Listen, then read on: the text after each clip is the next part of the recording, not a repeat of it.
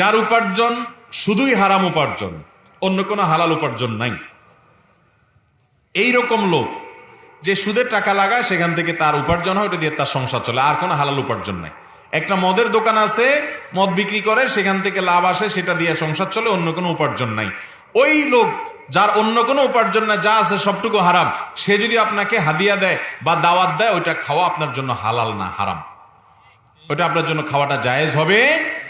অনেক সময় ডিনাই করা যায় না, তাকে মুখের উপরে না করা যায় না, বাসায় নিয়ে আসে, ভুল বুঝে সৎসাহস করে যদি বিনয়ের সাথে সুন্দর করে বুঝায় বলে দিতে পারেন, তাহলে এটা বড় একটা দাওয়াত হতে পারে যে ভাই হারাম উপার্জন করছেন আপনি, আমি এটা অ্যাভয়েড করতে চাচ্ছি, আপনি যদি মনে কিছু না করেন, যদি বুঝায় বলতে পারেন, সেটা অনেক ভালো একটা কাজ।